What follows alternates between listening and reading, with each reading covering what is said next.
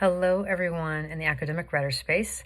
This week, the theme for our writing retreats is emotional agility.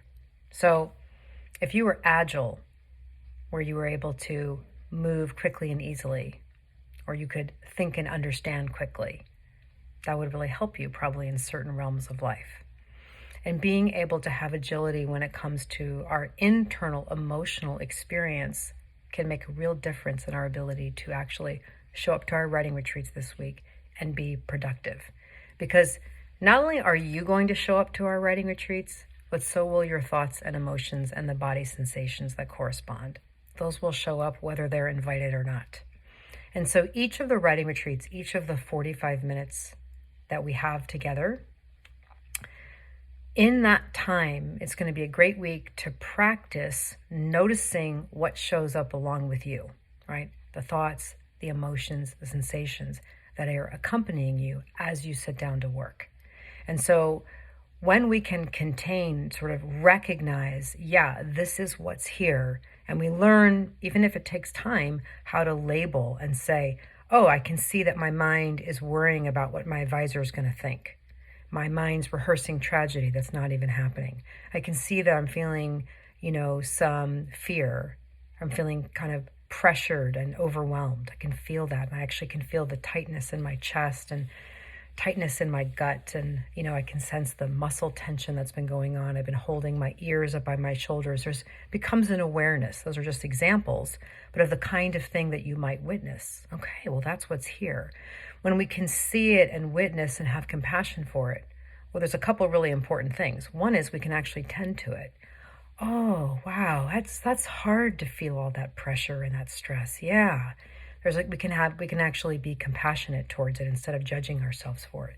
But the other thing that's really important is that we recognize that we have an incredible choice right now, a real opportunity, which is, do I allow the discomfort that I'm experiencing to take the driver's seat and take charge of me? And that's often how we end up in like ditches of procrastination and perfectionism and not working in very effective ways. But if we have this recognition of like, oh, no, this is what's here, and I actually know that I have the capacity to unhook my behavior from what my thoughts, emotions, and body sensations tell me to do, that I can actually not feel like working and yet boldly, courageously step forward and do a small monotask, right? A small thing, and then one more small thing. That your internal private experience that you have is, first of all, welcome, and it's normal. It's welcome in every retreat.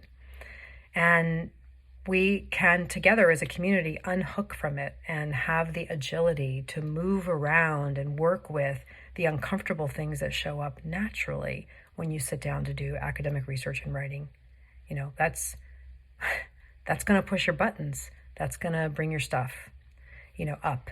And so each retreat we have, we're going to have that chance to, okay, what's here? All right. And what are my choices?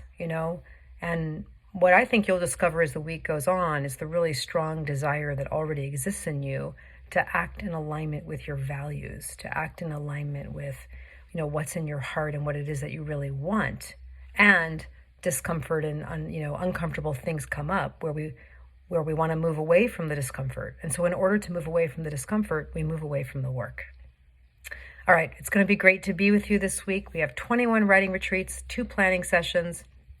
Looking forward to seeing you all on Zoom, and I hope you have a great week.